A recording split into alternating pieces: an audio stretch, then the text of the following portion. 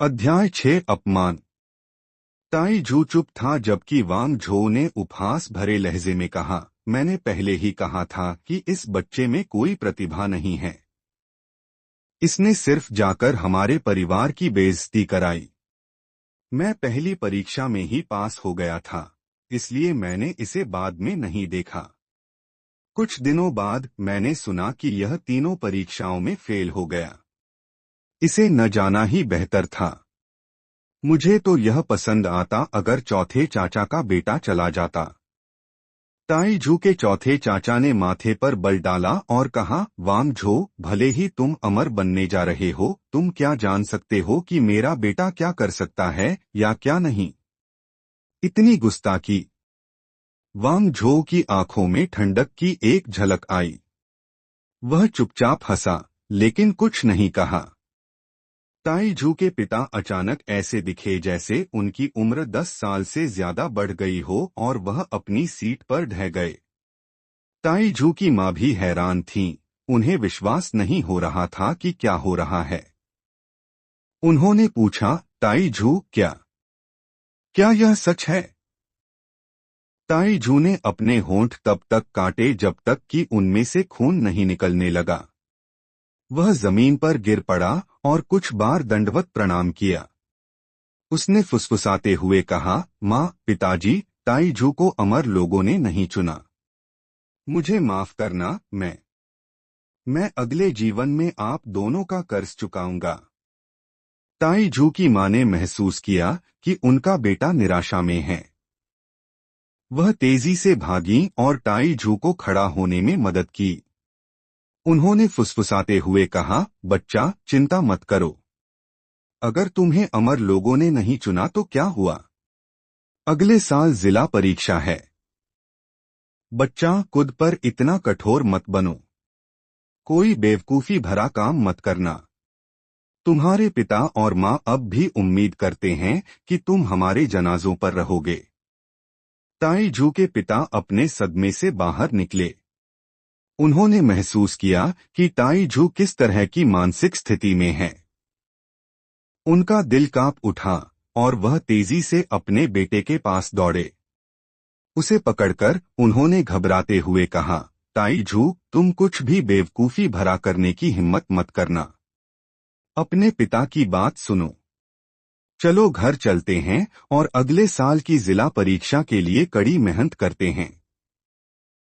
आसपास के रिश्तेदार तेजी से ताई जू के परिवार से दूर हो गए।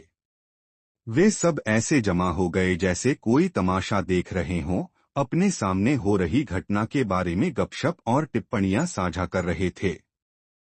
ताई जू के छठे चाचा ने ताना मारा, मैं हमेशा से जानता था कि इस ताई जू बच्चे में कोई प्रतिभा नहीं है। वह वांग झो की बराबरी कैसे कर सकता था? बिल्कुल सही। जब यह होना ही था, तो ऐसा क्यों जताया कि वह पहले ही स्वीकार हो चुका है? कितना शर्मनाक। लाओ एर, दूसरा बेटा, तुम इतने बूढ़े हो चुके हो। तुम अभी भी ऐसी बेवकूफी भरी हरकत कैसे कर सकते हो?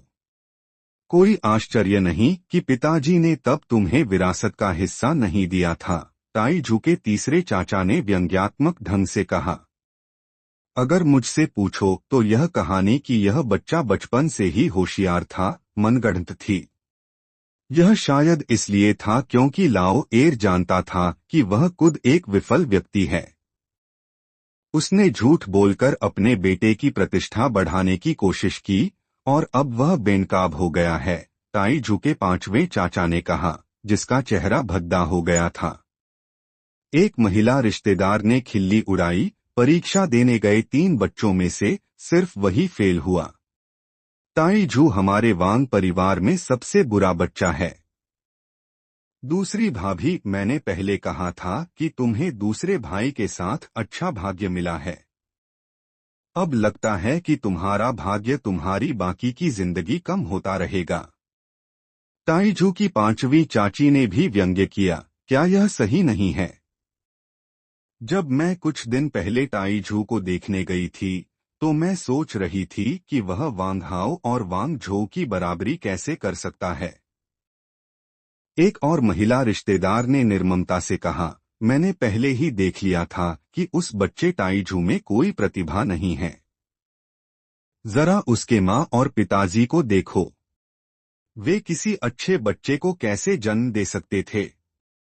हमारे वांग परिवार में सिर्फ बड़े भाई और तीसरे भाई के बच्चे ही अच्छे हैं। ताई झू छी, सिर्फ उस नाम से ही वह एक बेवकूफ लगता है। मैं तब पूरी तरह से अंधी थी, अपनी बेटी को आग के गड्ढे में धकेलने वाली थी। अच्छा हुआ कि हमें पहले ही पता चल गया कि ताई झू को अमर लोगों ने नहीं चुना है। अगर मैंने उसकी शादी उससे करा दी होती तो मेरी बेटी मुझसे हमेशा के लिए नफरत करती। ताई झू की माँ, चलो इस सब को भूल जाते हैं। चूंकि तुम्हारा ताई झू अमर नहीं बनेगा, कौन चाहेगा कि उनकी बेटी उससे शादी करे? क्या यह हंस के मांस की चाहत रखने वाले मेंढक जैसा नहीं है? कुछ ही पलों में सभी रिश्तेदार अहंकारी बन गए। उन्होंने लगातार ताई झू के परिवार पर अपमानों की बौछार कर दी। पिछले दृश्य की तुलना में यह आसमान और जमीन जैसा था। यहाँ तक कि कुछ रिश्तेदार तो अपने दिए गए उपहार भी वापस मांगने लगे। अपने माता पिता के पीले पड़े चेहरे देखकर ताई झू ने अपनी मुट्ठी कस ली। सभी अपमान सुनकर वह मरने की इच्छा करने लगा। वांग झो के पिता मन ही मन हंसे और खिल्ली उड़ाते हुए कहा, लाओ एर, क्या मैंने तुमसे नहीं कहा था कि एक अमर का शिष्य बनने के लिए तुम्हें भाग्य की जरूरत होती है? जब तक तुम्हारे पास मेरे बेटे जैसी प्रतिभा न हो तब तक कोई मौका कैसे हो सकता है? फिर भी तुमने गंभीरता से माना कि यह संभव होगा। अब तुमने अपने बेटे को मरने की इच्छा करा दी। इसकी क्या जरूरत थी? ताई झू के पिता अब और अपना गुस्सा रोक नहीं पाए। वह चिल्लाए, वांग तियानशान, अपना मुंह बंद करो। उस दिन पिताजी ने अपनी मृत्युशैया पर मेरे लिए विरासत का एक हिस्सा छोड़ा था। तुमने अन्य रिश्तेदारों के साथ मिलकर उसे मुझसे छीन लिया और अब तुम यहाँ मेरा अपमान कर रहे हो। क्या तुम्हें सच में लगता है कि मैं, वांग तियानशुई, इसे चुपचाप सहन करूंगा? और तुम सब लोग भी। पहले तुम खुशी खुशी मुझे बधाई दे रहे थे और अब तुम यहाँ हमारा अपमान कर रहे हो। हमारा बेटा पहले से ही इस हालत में है, फिर भी तुम जले पर नमक छिड़क रहे हो। क्या तुम सब अभी भी इंसान हो? वांग तियानशान एक पल के लिए रुका और कहा, अतीत की बात क्यों करते हो? मैंने तुम्हें अच्छे इरादे से चेतावनी दी थी कि तुम्हारे बेटे में कोई प्रतिभा नहीं है, लेकिन यहाँ तुम मुझ पर गुस्सा कर रहे हो। तुम्हारे जैसे पिता के साथ बेटा भी ज्यादा अच्छा नहीं होगा। उदासी में डूबे वांग लिन पर फेंके गए सभी अपमान उसके दिल को चुभने वाले कांटों जैसे थे। उसने ठंडक से सबको देखा और उनके चेहरों को अपने दिल में उकेर लिया। मैं तुमसे जान की बाजी लगाकर लड़ूंगा। ताई झू के पिता अब और अपना गुस्सा रोक नहीं पाए और एक कुर्सी उठा ली। ताई झू के चौथे चाचा तेजी से दौड़े और उन्हें रोक दिया। फुसफुसाते हुए कहा, भाई, आवेग में मत आओ। बड़े भाई के कई नौकर हैं। मेरी बात सुनो, उससे परेशान मत हो। ताई झू के चौथे चाचा ने वांग तियानशान को घूरकर देखा और कहा, सबसे बड़े भाई, क्या यह बात करने का कोई तरीका है? मैं अब और यह नहीं सुनूंगा। अगर तुमने मेरे दूसरे भाई का अपमान करना जारी रखा तो मुझे पारिवारिक संबंधों की परवाह न करने के लिए दोष मत देना। हालांकि वांग परिवार बड़ा है, मैंने अपनी यात्रा के दौरान कई दोस्त बनाए हैं। मुझे सब कुछ जलाने पर मजबूर मत करो। वांग तियानशान ने कुछ शब्द बुदबुदाए। वह अभी भी अच्छे संपर्कों वाले चौथे भाई से डरता था। लाओ सी, चौथा बेटा, तुम जो कह रहे हो वह अन्यायपूर्ण है। हम यह बताने में गलत नहीं हैं कि लाओ एर के बेटे में कोई प्रतिभा नहीं है। हम पुरानी पीढ़ी छोटों को डांटे तो क्या गलत है? तुम जो कह रहे हो वह बहुत ज्यादा अनुचित है, परिवार के तीसरे सबसे बड़े चाचा ने असंतुष्टि के साथ कहा। अध्याय 7 घर छोड़ना। वह सही कह रहा है। चौथे भाई, हम तुम्हारे लिए बोल रहे हैं क्योंकि तुमने अपनी जगह दूसरे भाई को दे दी थी। वांग झो ने जो कहा वह सही था। तुम्हारा बेटा ताई झू से ज्यादा मजबूत है। वह शायद वास्तव में अमर लोगों द्वारा चुन लिया गया होता। ताई झू के पांचवें भाई ने किनारे से जोड़ा। वांग झो ने एक घमंड भरी मुस्कान के साथ खुशी जाहिर करते हुए कहा, यह सब उनके अपने कर्मों का नतीजा है। मेरे पिताजी और मैंने उन्हें पहले ही चेतावनी दी थी। यह बेकार परिवार गधे जितना जिद्दी है। अब वे दीवार से टकराए हैं। वांग हाओ ने पीले चेहरे के साथ कहा, ताई झू, वह। इससे पहले कि वह खत्म कर पाता, वांग हाओ के पिता ने उसे एक भयंकर निगाह से देखा। उसने अपना सारा आत्मविश्वास खो दिया और उसके बाद चुप रहा। ताई झू के चौथे चाचा ने एक गहरी आह भरी और कहा, जो कोई भी इस बात को फिर से उठाएगा, उसका मतलब है कि उसका मेरे खिलाफ कुछ है। बस हो गया यह सब। ताई झू का न चुना जाना सिर्फ इतना कहा जा सकता है कि वह भाग्यशाली नहीं था और कुछ नहीं। ताई झू, इसे दिल पर मत लो, तुम किसी भी चीज के लिए अपने चौथे चाचा के पास आ सकते हो। मेरी अमर संप्रदायों में तो नहीं चलती, लेकिन जब बात सामान्य संप्रदायों की आती है तो तुम्हारे चाचा में अब भी तुम्हें अंदर करने की कुछ क्षमता है। तुम मेरे बेटे हुजी के साथ जा सकते हो। मैंने हमेशा उसे प्रशिक्षण के लिए एक संप्रदाय में भेजने की योजना बनाई है। वांग झो यह सुनकर हंस पड़ा। उसने तिरस्कारपूर्वक कहा, ताई झू, मैं कहता हूं कि चौथे चाचा के साथ जाओ। जब तुम वहां पहुंचो तो तुम उन्हें बता सकते हो कि तुम वह कचरा थे जिसे अमर लोगों ने अस्वीकार कर दिया था। वे शायद तुम्हें सच में ले लें। वांग लिन ने धीरे धीरे अपना सिर उठाया। उसने चारों ओर देखा, सभी आसपास के रिश्तेदारों को घूरते हुए। जब उसकी आंखें आखिरकार वांग झो पर टिकीं तो उसने कहा, वांग झो, मेरी बात याद रखना। मैं वांग लिन निश्चित रूप से एक अमर स्कूल में प्रवेश करूंगा। मैं यह भी कभी नहीं भूलूंगा कि तुमने और तुम्हारे पिता ने मेरे परिवार का अपमान कैसे किया। ताई झू के शब्द सुनकर वांग झो हंसा, लेकिन इससे पहले कि वह कुछ और कह पाता, चौथे चाचा ने वांग झो पर चिल्लाया, तुम बड़बोले छोटे बच्चे। मैं तुम्हें अभी बर्बाद कर दूंगा।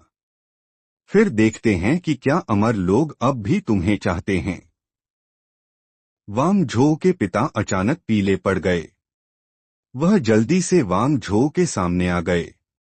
चौथे भाई, तुम्हारी हिम्मत कैसे हुई?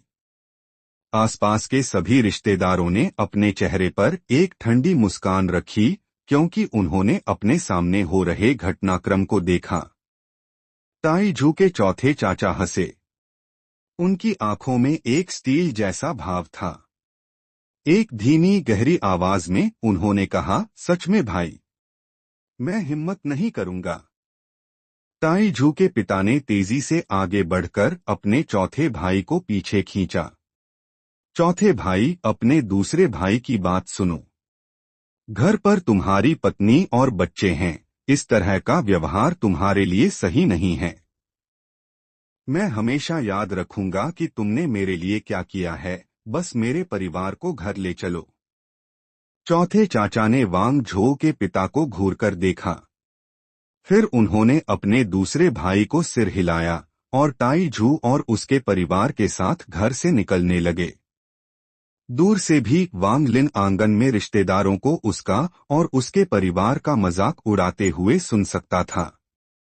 परिवार चौथे चाचा की गाड़ी में बैठा, जबकि वह उन्हें घर ले जा रहे थे। गाड़ी के अंदर शांति छा गई। ताई झू के पिता ने चुपचाप आह भरी। यह कहना गलत होगा कि वह निराश नहीं थे, लेकिन ताई झू अभी भी उनका बेटा था। उन्होंने आखिरकार चुप्पी तोड़ी। ताई झू, यह कुछ भी नहीं है, ठीक है। जब मुझे पहले घर से बाहर निकाल दिया गया था तो मैं तुमसे कहीं ज्यादा निराश था, फिर भी मैंने दृढ़ता रखी। अपने पिता की बात सुनो। घर जाओ और पढ़ाई करो। अगले साल की जिला परीक्षा में एक अच्छे परिणाम के लिए प्रयास करो। अगर तुम्हारा पढ़ने का मन नहीं करता तो तुम अपने चौथे चाचा के साथ जाकर आराम कर सकते हो। ताई झू की मां ने अपने बेटे को एक प्यार भरी नजर दी और उसे सांत्वना दी। ताई झू, कोई बेवकूफी भरा काम मत करना। तुम मेरे एकलौते बेटे हो। अगर तुम्हें कुछ हुआ तो मैं और जीना नहीं चाहूंगी। तुम्हें मजबूत होना होगा। जैसे ही वह बात कर रही थीं, उनकी आंखों से आंसू बह निकले। वांग लिन ने अपने माता पिता को देखा। उसने सिर हिलाया और कहा, पिताजी, माँ, निश्चिंत रहें। मैं कोई बेवकूफी नहीं करूंगा। चिंता मत करो, मेरे पास एक योजना है। ताई झू की मां ने उसे गले लगा लिया। उसे अपनी बाहों में पकड़े हुए उन्होंने कहा, ताई झू, यह खत्म हो गया। हम इस मामले को भूल जाएंगे। अपनी मां के गर्मजोशी भरे आलिंगन में ताई झू का घायल दिल धीरे धीरे ठीक हो रहा था। पिछले कुछ दिनों की घटनाओं के बाद वह थका हुआ महसूस कर रहा था। जैसे ही गाड़ी ऊपर नीचे उछली, ताई झू धीरे धीरे सो गया। उसने एक सपना देखा। उसने सपना देखा कि वह एक अमर है, अपने माता पिता के साथ आकाश में उड़ रहा है। जब ताई झू उठा तो देर रात हो चुकी थी। उसने परिचित कमरे को देखकर हल्के से आह भरी। उसका दिल संकल्प से भरा था। घर से निकलने से पहले उसने अपने सोते हुए माता पिता को एक लंबी गहरी नजर से देखा। उसने एक कलम और कागज उठाया और एक पत्र लिखा। पर्याप्त सूखा भोजन लेने के बाद वह अपने रास्ते पर चल पड़ा। मैं अमर बनने के रास्ते पर हार नहीं मानूंगा। मुझे हेंग यूए संप्रदाय में एक बार और शामिल होने की कोशिश करनी चाहिए। अगर वे अब भी मुझे स्वीकार नहीं करते हैं तो मुझे कम से कम अन्य अमर संप्रदायों का स्थान ढूंढना होगा। वांग लिन की आंखें दृढ़ संकल्प से भरी थीं जब वह सिर्फ एक बैग लेकर पहाड़ी गांव से चला गया। चांदनी सड़क को प्रशस्त कर रही थी और सितारे उसकी दिशा को चिह्नित कर रहे थे। वांग लिन आगे बढ़ रहा था, सिर्फ उसकी लंबी परछाई ही उसका साथ दे रही थी। 3 दिन बीत चुके थे। वांग लिन एक दूर दराज की पहाड़ी सड़क पर चल रहा था। जब युवा अमर उसे पकड़े हुए था तब उसने आंखें खोली थीं। उसे अब भी सामान्य दिशा याद थी। पूर्व की ओर बढ़ते हुए वांग लिन ने उन जंगली घासों को नजरअंदाज कर दिया जो उसके दोनों पैरों को काट रही थीं। वह आगे बढ़ता रहा। 1 सप्ताह के बाद वह पहले ही पहाड़ों के भीतरी हिस्सों में प्रवेश कर चुका था। सौभाग्य से यहाँ कोई आदमखोर जानवर नहीं थे। वांग लिन सावधानी से अपने रास्ते पर चलता रहा। आज जब उसने ऊपर देखा तो वह आखिरकार एक अलग पहाड़ी चोटी पर परिचित धुंधली चोटियों को देखने में सक्षम हुआ। इस समय ताई झू पूरी तरह से थक चुका था। उसने कुछ सूखा भोजन निकाला और हेंग यूए संप्रदाय के प्रवेश द्वार को घूरते हुए कुछ निवाले लिए। वांग लिन की गर्दन के पीछे के बाल खड़े हो गए क्योंकि उसने अपने पीछे एक जंगली जानवर को सांस लेते हुए सुना। उसने पीछे देखा और उसके चेहरे से सारा रंग तुरंत उड़ गया। खून जैसी लाल आंखों वाला एक बड़ा सफेद बाघ हवा को सघन महसूस करा रहा था। उसके मुंह के कोने से लार की बूंदें टपक रही थीं, जमीन पर गिरते ही टपकने की आवाजें पैदा कर रही थीं। सफेद बाघ ने दहाड़ मारी और झपटा। वांग लिन ने एक कड़वी मुस्कान दिखाई और बिना किसी हिचकिचाहट के एक चट्टान के किनारे से कूद गया। जब वह तेजी से नीचे गिरा तो उसने अपने चेहरे पर हवा महसूस की। वह अपने माता पिता की आंखों में निगाहों के साथ साथ उन सभी रिश्तेदारों को याद करने से खुद को रोक नहीं पाया जिन्होंने उसे ताना मारा था। पिताजी, माँ, आपके बेटे ने आपकी बात नहीं मानी। यह अलविदा है। चट्टान की दीवार पर असंख्य शाखाएं ढकी हुई थीं। ताईजू का शरीर शाखाओं से कट रहा था क्योंकि वह तेज गति से गिर रहा था। कुछ ही क्षणों बाद बीच में गिरते समय ताईजू ने एक विशाल शक्ति को उसे खींचते हुए महसूस किया। वांग लिन का अपने शरीर पर कोई नियंत्रण नहीं था क्योंकि बल उसे खींच रहा था।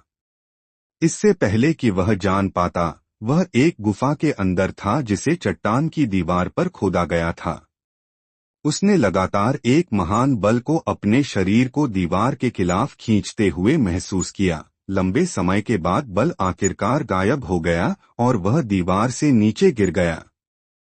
उसे होश में आने में लंबा समय लगा। जैसे ही ताईजू उठने के लिए संघर्ष कर रहा था, उसने देखा कि उसके कपड़े फटे हुए थे और उसका शरीर शाखाओं से हर जगह छिल गया था। उसके सूजे हुए दाहिने हाथ से दर्द तेजी से आ रहा था। पसीने की बड़ी बूंदें बह रही थीं, जो उसके शरीर के हर हिस्से से चिपकी हुई थीं।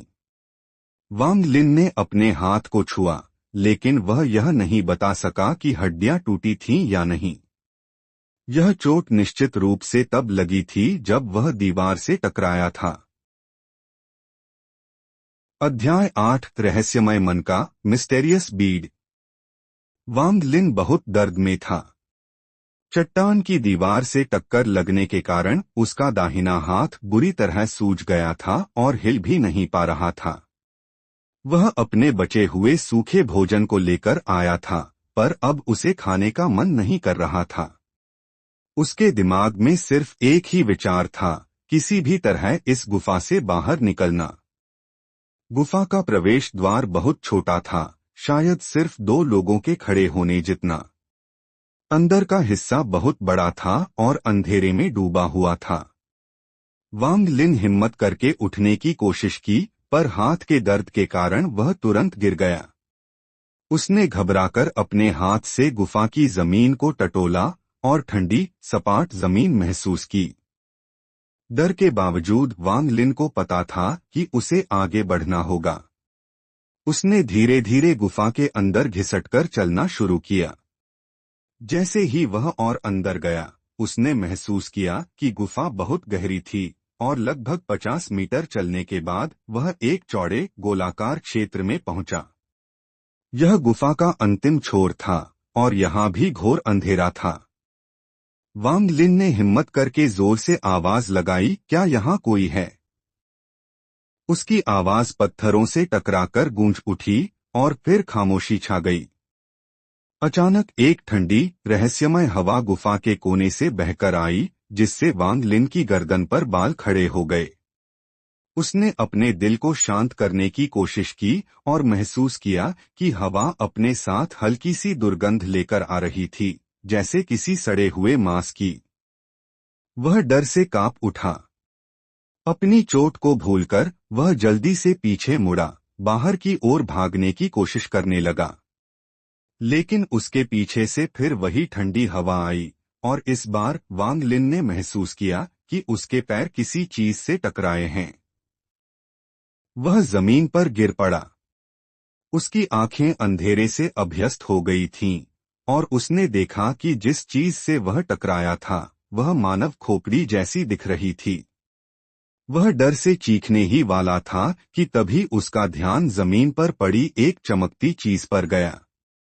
वह एक मन का बीड था, जो गहरे नीले रंग का था और असामान्य दिखता था। जब वांग लिन ने उसे उठाया तो मन का तुरंत उसके हाथ से चिपक गया और गर्म हो गया, जैसे उसने एक जलती हुई चट्टान को छुआ हो। एक तेज दर्द उसके हाथ से उसके दिमाग तक दौड़ गया। वांग लिन ने जल्दी से मनके को दूर फेंकने की कोशिश की, लेकिन मनका पूरी तरह से चिपक गया था और उसे निकालना असंभव था। यह भयानक दर्द तेजी से बढ़ा और वांग लिन ने दर्द से चीखना शुरू कर दिया। उसका शरीर जोर से कांपने लगा और उसका सारा खून उस मनके में समाहित होता जा रहा था। कुछ ही सांसों में उसके शरीर का सारा खून मनके में चला गया और उसका शरीर झटके के साथ जमीन पर गिर पड़ा। जैसे ही वांग लिन का शरीर गिरा, उसकी आंखें अत्यधिक पीली पड़ चुकी थीं और उसमें जान नहीं थी। मनके ने उसका सारा खून पी लिया था और अब वह पहले से कहीं ज्यादा चमकदार था।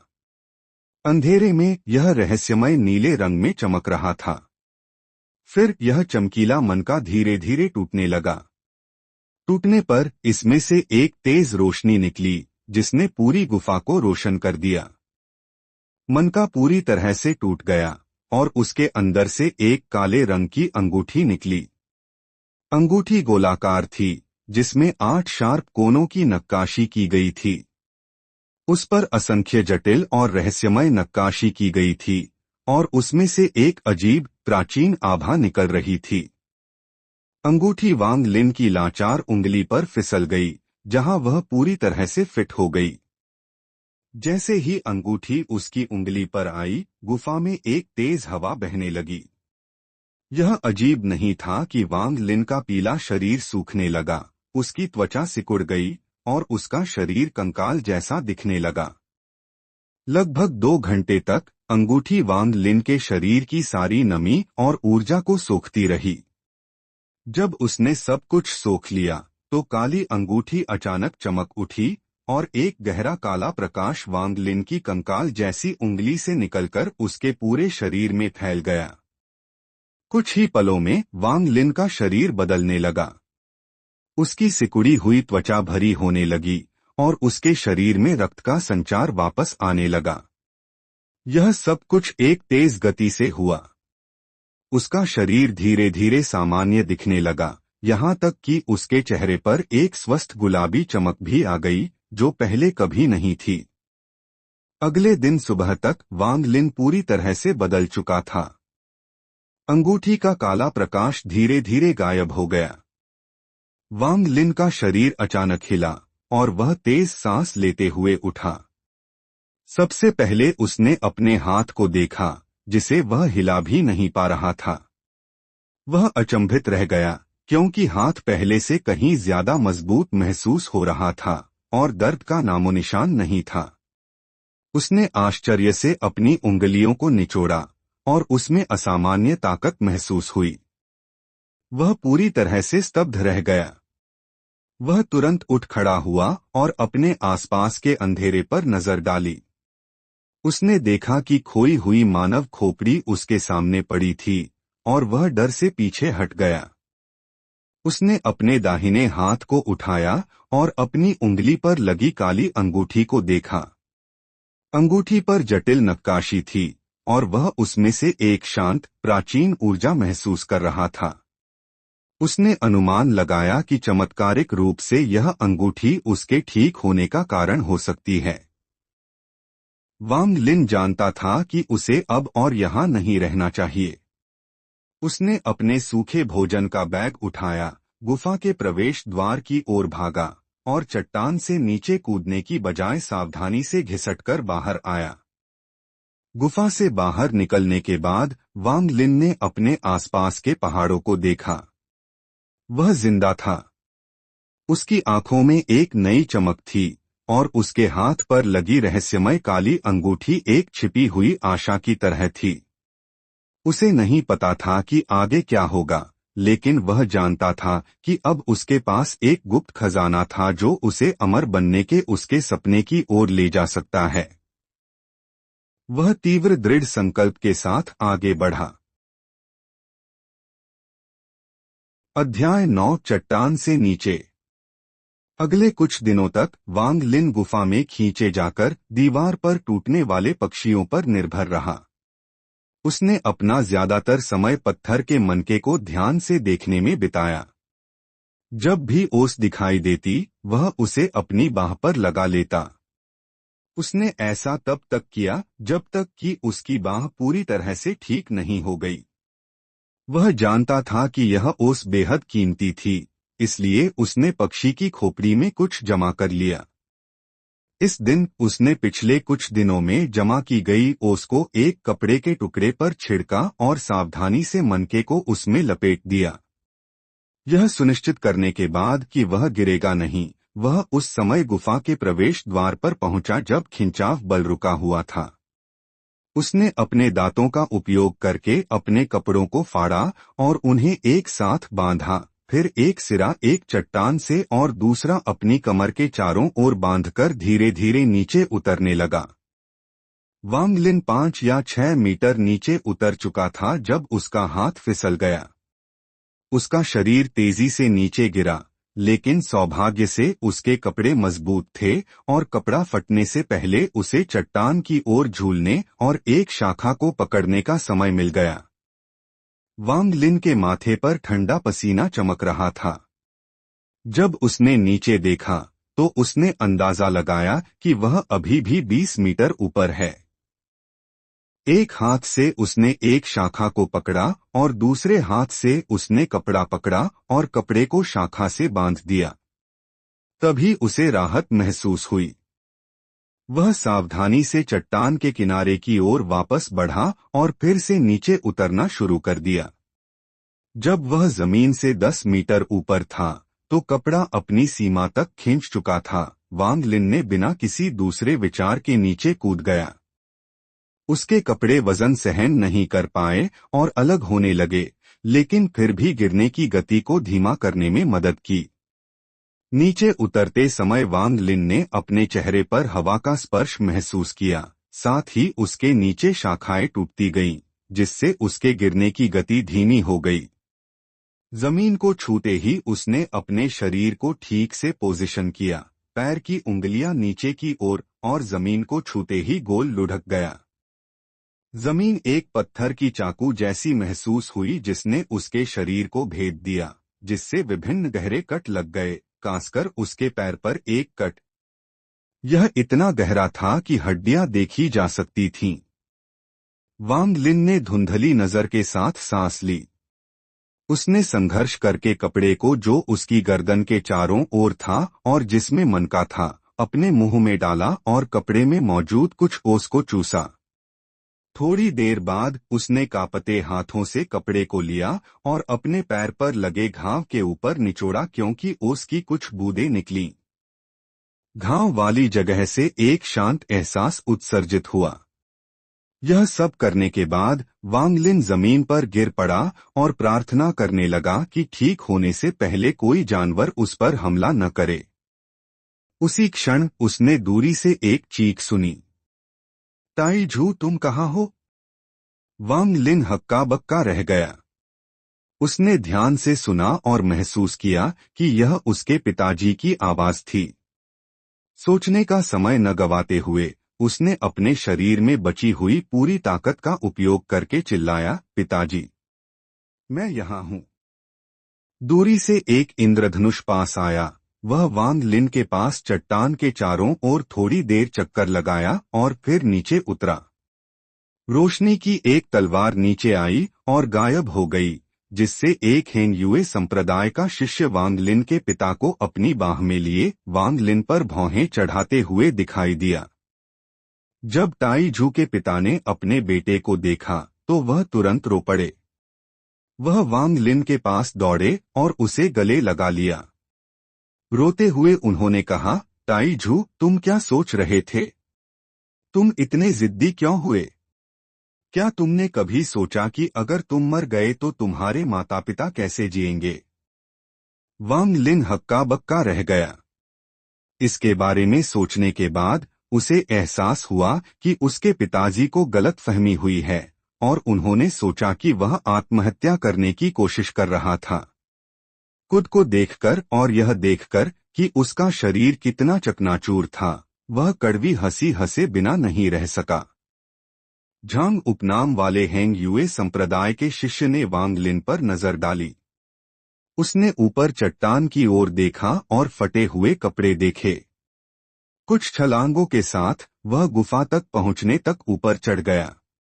उसने एक शक्ति को महसूस किया जिसने उसे अंदर खींचने की कोशिश की और एक आश्चर्यचकित अभिव्यक्ति दिखाई। हालांकि वह जल्दी से ठीक हो गया और इस तरह कूद गया जैसे बल कोई बड़ी बात नहीं थी। उसने धीरे से कहा, तुम्हारा बच्चा आत्महत्या करना चाहता था, लेकिन गुफा से इस प्राकृतिक खिंचाव बल द्वारा बच गया। अब जब वांग लिन मिल गया है तो चलो संप्रदाय वापस चलते हैं और बुजुर्ग को निर्णय लेने देते हैं। हेंग युए संप्रदाय के शिष्य ने अपनी आस्तीन घुमाई, पिता पुत्र की जोड़ी को पकड़ा और तेजी से उस जगह से चला गया। थोड़ी देर बाद वे हेंग युए संप्रदाय के पहाड़ के नीचे पहुंचे, फिर सीढ़ियों पर चढ़कर चोटी के पास पहुंचे। इस तरह यहां वापस आने से वांग लिन को मिलीजुली भावनाएं हुईं। चोटी पर कई लोग भद्दे भावों के साथ थे। शिष्य झांग तेजी से उनमें से एक के पास गया और फुसफुसाकर कुछ कहा। बूढ़े व्यक्ति की भौहें सिकुड़ गईं और उसने ठंडी आवाज में कहा, चूंकि व्यक्ति मिल गया है तो उसे उसकी मां से मिलने के लिए अतिथि कक्ष में भेज दो। कमरे में जब वांग लिन की मां ने अपने बेटे को देखा तो वह तुरंत रो पड़ी और उसे गले लगाने के लिए भागी। अपने माता पिता से सुनने के बाद उसे आखिरकार पता चला कि क्या हो रहा था। जब वह घर से भाग गया तो उसके माता पिता उसके चौथे चाचा को खोजने के लिए वांग परिवार वापस गए। वे तीनों उसकी सुरक्षा से डरते थे, इसलिए वे वांग झो के पिता को खोजने गए। उसके चौथे चाचा के दबाव के साथ वांग झो के पिता ने अनिच्छा से परिवार के सदस्यों को हेंग युए संप्रदाय से मदद मांगने के लिए कहा। यह पहली बार था जब हेंग युए संप्रदाय ने ऐसा कुछ सामना किया था और उसने पहले तो इसे नजरअंदाज करने का फैसला किया था। हालांकि वांग लिन के घर से भागने का कारण हेंग युए संप्रदाय में स्वीकार नहीं होना था। हालांकि हेंग युए संप्रदाय एक नश्वर के जीवन और मृत्यु की परवाह नहीं करता था। अगर वह वास्तव में मर गया और इसकी खबर आसपास के गांवों में फैल गई तो माता पिता नहीं चाहेंगे कि उनके बच्चे संप्रदाय में प्रवेश करने की कोशिश करें। भविष्य के बारे में चिंतित होकर उन्होंने क्षेत्र की तलाश के लिए कुछ शिष्य भेजे। वांग लिन के पिता अभी भी चिंतित थे, इसलिए वह उनके पीछे पीछे चले गए और यही उसके सामने के दृश्य का कारण था। थोड़ी देर बाद किसी ने कुछ दवा भेजी। ताई झू की मां ने इसे पहुंचाने वाले व्यक्ति को जल्दी से धन्यवाद दिया और सावधानी से अपने बेटे को खिलाया। यह वास्तव में एक अमर संप्रदाय द्वारा निर्मित दवा थी। इसका असर बेहद अच्छा था। इसे पीने के बाद वांग लिन ने महसूस किया कि वह काफी ठीक हो गया है और उसके घाव में दर्द बहुत कम होने लगा। वांग लिन के माता पिता लगातार उसे सांत्वना के शब्द दे रहे थे। वह उन्हें सब कुछ समझाना चाहता था, लेकिन उसे यकीन नहीं था कि वे उस पर विश्वास करेंगे या नहीं। उसी क्षण हेंग युए संप्रदाय के एक हॉल में कई बुजुर्ग बैठे थे जो शिष्य झांग को वांग लिन को खोजने के बारे में वर्णन करते हुए सुन रहे थे। लंबी मेज के अंत में एक लाल चेहरे वाले व्यक्ति ने असंतुष्ट होकर कहा, एक नश्वर के जीवन और मृत्यु का मुझ जैसे अमर से क्या लेना देना है। अन्य अमर स्कूलों को देखो, उनमें से कौन हमारे जैसा है जो एक ऐसे बच्चे को खोजने के लिए लोगों को भेजता है जिसने इसलिए आत्महत्या करने की कोशिश की क्योंकि उसे नहीं चुना गया था। यह शर्मनाक है। उसके बगल में एक ठंडे चेहरे वाले अधेड़ उम्र के व्यक्ति ने कहा, बुजुर्ग मां सही कह रहे हैं। झाओ राज्य के सभी संप्रदायों में सिर्फ हमारा हेंग युए संप्रदाय ही ऐसा है। लेकिन अगर वह बच्चा वास्तव में हमारे पहाड़ की श्रृंखला में मर गया तो माता पिता डरेंगे कि उनके बच्चे अस्वीकार होने पर सभी आत्महत्या करने की कोशिश करेंगे। तब कौन हमें अपने बच्चे भेजने की हिम्मत करेगा? चोगा पहने एक बूढ़े व्यक्ति ने चाय की चुस्की ली और धीरे धीरे कहा, वास्तव में क्या यह इसलिए नहीं है क्योंकि हमारा हेंग युए संप्रदाय गिरा है कि हमें नश्वर लोगों से खेती के लिए उपयुक्त शिष्यों का चयन करना होगा। अगर यह 500 साल पहले होता तो नश्वर लोग क्या सोचते, किसे परवाह होती। आखिर में झुर्रियों से भरे एक बूढ़े व्यक्ति ने आह भरी और कहा, अगर इस युवक ने एक बार आत्महत्या करने की कोशिश की तो वह फिर से आत्महत्या करने की कोशिश कर सकता है। धत इस मुद्दे को जारी रखने से रोकने के लिए चलो बस एक अपवाद बनाते हैं और उसे एक शिष्य के रूप में स्वीकार करते हैं।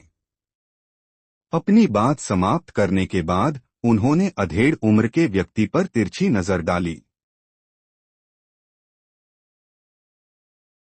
अध्याय 10 संप्रदाय में प्रवेश।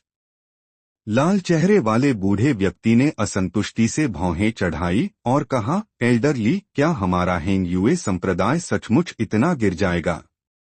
एक नश्वर के जीवन और मृत्यु के लिए अपवाद करना। एल्डरली ने आंखें खोलीं और ठंडी आवाज में कहा, एल्डर माँ, कुलपति ने मुझे इस मामले को संभालने के लिए कहा है। अगर इसे ठीक से नहीं संभाला गया और यह कचरा दूसरी बार आत्महत्या करने की कोशिश करता है और उसके माता पिता यह फैलाते हैं कि हमने उनके बच्चे को आत्महत्या करने के लिए मजबूर किया, तो क्या यह और ज्यादा शर्मनाक नहीं है? अगर तुम इस मामले की जिम्मेदारी लेने को तैयार हो तो मैं तुम्हें इसे संभालने दूंगा। अधेड़ उम्र के व्यक्ति ने जल्दी से शांति स्थापित करने की कोशिश की और कहा, बहस करने की जरूरत नहीं है। हम उसे पहले एक शिष्य क्यों न बनने दें? फिर 8 या 10 साल बाद जब वह खेती करने में विफल रहता है तो हम उसे वापस भेज सकते हैं और कोई समस्या नहीं होगी। चोगा पहने बूढ़े व्यक्ति ने जवाब दिया, अगर दूसरे युवा भी ऐसा ही करते हैं तो हम क्या करेंगे? अधेड़ उम्र के व्यक्ति ने हंसते हुए कहा, यह एक आसान काम है। इसके बाद हमने अपना सबक सीख लिया है। जब हम भविष्य में लोगों को असफल करते हैं तो हमें उनमें आत्महत्या न करने का विचार पैदा करना चाहिए और इससे यह समस्या हल हो जाएगी। जहां तक इस वांग लिन का सवाल है, चूंकि मामला पहले ही इतना बड़ा हो चुका है, चलो बस उसे एक शिष्य के रूप में स्वीकार कर लेते हैं। एक अतिरिक्त शिष्य से कोई फर्क नहीं पड़ता। एल्डरली के अलावा 2 अन्य बुजुर्गों ने विचारपूर्वक अधेड़ उम्र के व्यक्ति को देखा, एक शब्द भी नहीं कहा। अधेड़ उम्र के व्यक्ति ने मुस्कुराया और सोचा, ओह वांगलिन, मैंने जितनी मदद कर सकता था उतनी कर दी। मैंने तुम्हारे चौथे चाचा द्वारा दिए गए धातु के टुकड़े का कर्ज चुका दिया है। मुझे वास्तव में उत्सुकता है कि एक नश्वर इस तरह की सामग्री कैसे प्राप्त करने में कामयाब रहा। अधेड़ उम्र के व्यक्ति को यह नहीं पता था कि वांग लिन के चौथे चाचा ने इसे एक लोहार से खरीदा था। उन्होंने बहुत सी चीजें देखी थीं और जैसे ही उन्होंने इसे देखा उन्हें पता चला कि यह सामान्य नहीं था। इस बार ताई जू को हेंग युए संप्रदाय में शामिल करने के लिए वह इसे लेकर आए थे। जहां तक धातु किस लिए उपयोग की जाती थी उन्हें नहीं पता था। धातु के एक टुकड़े ने वांग लिन का भाग्य बदल दिया। जब यह खबर वांग लिन तक पहुंची तो उसे विश्वास नहीं हुआ। वह किसी स्पष्ट कारण के बिना ही किसी तरह शिष्य के रूप में स्वीकार हो गया था। 2 दिन बाद उसने हेंग युए संप्रदाय से अपने माता पिता को विदा किया। अपने माता पिता के चेहरे पर खुशी देखकर उसने यहाँ गंभीरता से खेती करने का फैसला किया। हालांकि उसके माता पिता के जाने के बाद उसका सोचने का तरीका बदल गया। उसे गुप्त रूप से उस जगह पर बुलाया गया जहां शिष्यों को उनका काम सौंपा जाता है और उसने एक अस्थिर दिखने वाले युवक को देखा। युवक का चेहरा तिरस्कार से भरा था। उसने उसे देखा और हंसा। तो तुम वांग लिन हो, वह बच्चा जो आत्महत्या करके शिष्य बन गया। वांग लिन ने चुपचाप उस युवक को देखा जो उसे चुनौती दे रहा था। युवक ने खिल्ली उड़ाई, लड़के, कल सुबह से तुम काम के लिए मेरे पास आओगे। तुम्हारा काम पानी लाना है, एक दिन में 10 से कम हंडे नहीं। अगर तुम काम खत्म नहीं कर सकते तो तुम्हारे लिए कोई भोजन नहीं, और अगर तुम 7 दिनों तक ऐसा करते रहे तो मैं बुजुर्गों से कहकर तुम्हें संप्रदाय से बाहर निकलवा दूंगा। ये तुम्हारे कपड़े हैं। याद रखना, मानद शिष्य ऑनोरारी डिसाइपल्स सिर्फ ग्रे स्लेटी पहन सकते हैं। एक बार जब तुम सच्चे शिष्य बन जाओगे तो तुम्हें अन्य रंग सौंपे जाएंगे। अपनी बात खत्म करने के बाद उसने कपड़े वांग लिन की ओर फेंके और अपनी आंखें बंद कर लीं। वांग लिन ने अपने कपड़े उठाए और पूछा, मैं कहाँ रहूं? युवक ने आंखें भी नहीं खोलीं और लापरवाही से कहा, उत्तर की ओर जाओ जब तक तुम्हें मकानों की एक पंक्ति न दिख जाए। वहां के शिष्य को अपना बैज दो और वे तुम्हें एक कमरा देंगे। वांग लिन चला गया और मकानों की ओर उत्तर की ओर बढ़ा। युवक ने अपनी आंखें खोलीं और घृणा से कहा, शामिल होने के लिए आत्महत्या पर निर्भर रहना, वह वास्तव में बेकार है। हेंग युए संप्रदाय में चलते हुए वांग लिन ने कई शिष्यों को स्लेटी वर्दी पहने हुए जल्दी में पीले और ठंडे चेहरे के साथ देखा। कुछ के हाथों में उपकरण थे और वे सब जल्दी जल्दी चल रहे थे। थोड़ी देर सीधे जाने के बाद उसने मकानों की एक पंक्ति देखी। यहाँ स्लेटी रंग में और भी बहुत सारे शिष्य थे, लेकिन वे मुश्किल से ही एक दूसरे से बात करते थे। जब उसने प्रभारी पीले कपड़े पहने शिष्य को अपना बैज दिया तो युवक ने अधीरता से एक कमरे की ओर इशारा किया। वांग लिन को यहाँ के सभी लोगों के ठंडे भावों की पहले ही आदत पड़ चुकी थी। वह अपने कमरे में गया और दरवाजा खोला। यह 2 लकड़ी के बिस्तर, एक मेज और 2 कुर्सियों वाला एक बड़ा कमरा था। वे सब बहुत साफ थे और लगभग उसके घर के फर्नीचर जितने ही नए थे। उसने वह बिस्तर चुना जो काली लग रहा था। उसने अपना सामान नीचे रखा और अपने बिस्तर पर लेट गया। हालांकि वह हेंग युए संप्रदाय में शामिल हो गया था, यह वह नहीं था जिसकी उसे उम्मीद थी। उसने सोचा था कि वह अमर तकनीकें सीखेगा, लेकिन ऐसा लगता था कि उसका काम पानी लाना था। यह सोचते हुए उसने आह भरी और अपनी छाती के सामने पत्थर के मनके को छुआ। यह वह खजाना था जिसे उसने हासिल किया था। वांग लिन ने कई किताबें पढ़ी थीं और वह जानता था कि इसे जाहिर करने का खतरा है, क्योंकि बहुत से लोग इस खजाने पर निशाना साधेंगे। थोड़ी देर बाद रात हो गई और स्लेटी रंग में एक बेहद थका हुआ युवक ने दरवाजा खोला और अंदर आया। वांग लिन को देखकर वह हक्का बक्का रह गया, फिर एक शब्द भी कहे बिना अपने बिस्तर पर बेहोश हो गया। वांग लिन ने परवाह नहीं की। वह जानता था कि उसे जल्दी उठना है। उसने अपना पेट छुआ, फिर कुछ शकरकंद निकाले। जब उसके माता पिता उसे खोजने गए थे तो वे उन्हें खाने के लिए लाए थे, और चूंकि वह स्वीकार हो गया था, उसके माता पिता ने बचा हुआ सारा भोजन उसे दे दिया था। शकरकंद बहुत मीठा था। जब वांग लिन खा रहा था तो युवक जाग गया और शकरकंद को आंखें गड़ाकर देखने लगा। उसके मुंह में पानी आ रहा था। उसने धीमी आवाज में कहा, क्या मुझे एक टुकड़ा मिल सकता है? वांग लिन ने कुछ टुकड़े निकाले और कहा, मेरे पास यहाँ बहुत है, अगर तुम चाहो तो और ले लो। युवक ने जल्दी से भोजन उठाया और उसे गटक लिया, फिर मेज पर गया और खुद के लिए एक गिलास पानी डाला। उसने चिल्लाकर कहा, धत तेरे की, मैंने 2 दिनों से कुछ नहीं खाया। तो तुम्हारा नाम क्या है? वांग लिन ने अपना नाम बताया। युवक अचानक हंसा और कहा, तो तुम वांग लिन हो, वह कचरा जो आत्महत्या करके हेंग युए संप्रदाय में शामिल हो गया।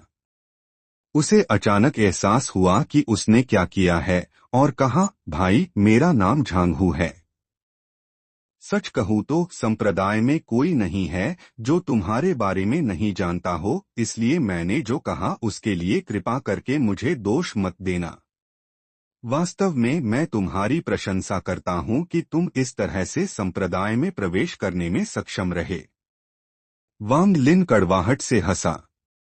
उसने समझाने की कोशिश नहीं की और शकरकंद के कुछ टुकड़े आगे बढ़ाए।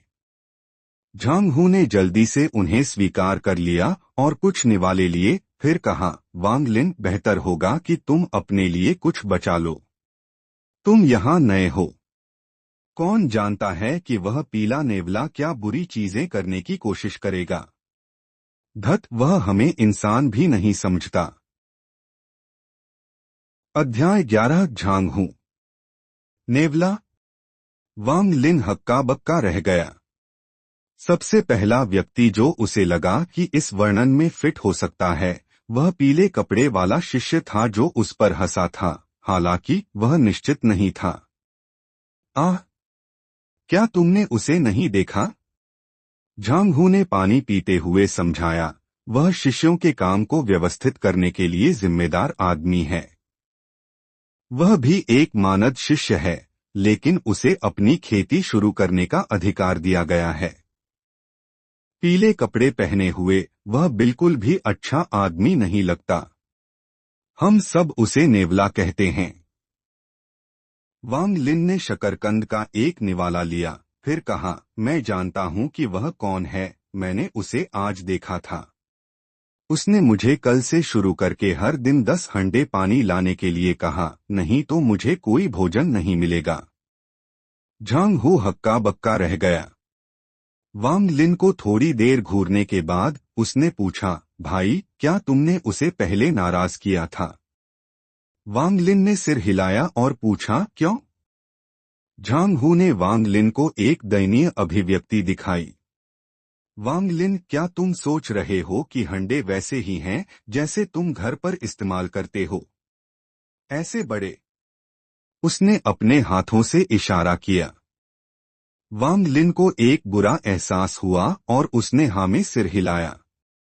झांगहू के चेहरे पर एक कड़वी मुस्कान थी। उसने कहा, तुमने जरूर पीले नेवले को नाराज किया होगा। वह जिन हंडों की बात कर रहा है वे इस कमरे के आकार के हैं, 10 हंडे भरना। वांग लिन, मैं ये शकरकंद नहीं खाऊंगा, तुम इन्हें रखो। तुम्हें हर 4 से 5 दिन में भोजन मिल जाए तो भाग्यशाली होगे। तुम यहाँ नए हो और पहाड़ में चारा खोजने की सभी जगहें ली जा चुकी हैं। सिर्फ बुजुर्ग शिष्य ही उन्हें चुन सकते हैं। कल मैं बस अपने जंगली फल खाऊंगा। उसने बचे हुए शकरकंद मेज पर रखे, आह भरी, अपने बिस्तर पर लेट गया और सो गया। वांग लिन को अपने अंदर गुस्सा उमड़ता महसूस हुआ, लेकिन फिर उसने अपने माता पिता की अपेक्षाओं से भरी आंखें सोची और अपने गुस्से को दबा दिया। वह गुस्से से भरा बिस्तर पर लेट गया और सो गया। दूसरे दिन जब वांग लिन बिस्तर से उठा तब भी अंधेरा था। झांगहू अभी भी खर्राटे ले रहा था। वांग लिन ने अपनी स्लेटी पोशाक पहनी और तेजी से उस जगह की ओर बढ़ा जहां वह नेवले से मिला था। उसके आने के तुरंत बाद सूरज पूर्व से निकला। पीले कपड़े पहने युवकों ने दरवाजे खोले और वांग लिन को अजीब निगाहों से देखा। कम से कम तुम समय पर हो। एक बाल्टी लो और पूर्व की ओर निकल जाओ। पहाड़ में एक झरना है, वहां से पानी ले आओ। उसने वांग लिन पर और ध्यान नहीं दिया। वह जमीन पर पालथी मारकर बैठ गया और सूर्य उदय की ओर देखते हुए धीरे धीरे सांस ली। एक मुश्किल से दिखाई देने वाला सफेद कोहरा उसकी नाक से आया, जो 2 ड्रैगन की तरह लुढ़क रहा था। वांग लिन ने उसे ईर्ष्या से देखा। फिर वह कमरे में गया और चारों ओर देखा। आखिरकार एक दरवाजे के पीछे उसने 10 हंडे देखे और एक कड़वी मुस्कान निकाली क्योंकि वह पूर्व द्वार की ओर बढ़ा। एक लंबी पैदल यात्रा के बाद वांग लिन स्थान पर पहुंचा। नजारा काफी सुंदर था और बहते पानी की आवाज सुकून दे रही थी। यह एक ऐसी जगह थी जो दिल को शांत कर सकती थी। उसके पास सुंदरता की प्रशंसा करने का समय नहीं था। जब बाल्टी भर गई तो उसने उसे उठाया और तेजी से पहाड़ पर वापस गया। वांग लिन ने शाम तक ऐसा करना जारी रखा। उसने एक हंडा भी नहीं भरा था। अगर शकरकंद से उसका पेट नहीं भरा होता तो उसमें जारी रखने की ताकत नहीं होती। उसकी बाहें और पैर दर्द कर रहे थे और सुन्न हो गए थे। जब भी वह हिलता था तो उनमें दर्द होता था। वांग लिन ने थोड़ी देर सोचा, फिर आधा बाल्टी पानी एक वीरान जगह पर ले गया। उसने यह सुनिश्चित करने के लिए चारों ओर देखा कि कोई भी आसपास नहीं है। उसने पत्थर के मनके को बाल्टी में गिरा दिया और उसे थोड़ा हिलाया। फिर उसने मनके को बाहर निकाला और पानी पी लिया। उसने तुरंत अपने पेट में एक गर्मी महसूस की और मांसपेशियों का दर्द गायब हो गया। हालांकि प्रभाव ओस से हीन था, वांग लिन अभी भी उत्साहित था। उसने अपनी छाती को छुआ और मनके की स्थिति को समायोजित किया। उसने फैसला किया कि वह किसी को भी इस खजाने के बारे में नहीं बताएगा। आधा बाल्टी पानी पीने के बाद उसकी मांसपेशियां अब दर्द नहीं कर रही थीं और वह ऊर्जा से भरा हुआ महसूस कर रहा था।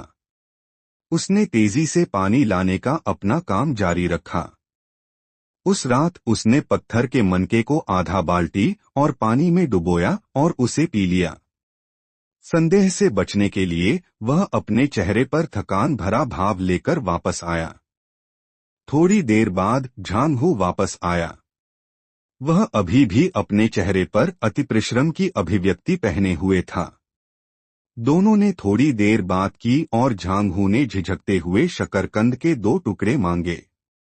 उसने उन्हें खाया और अपने बिस्तर पर सो गया।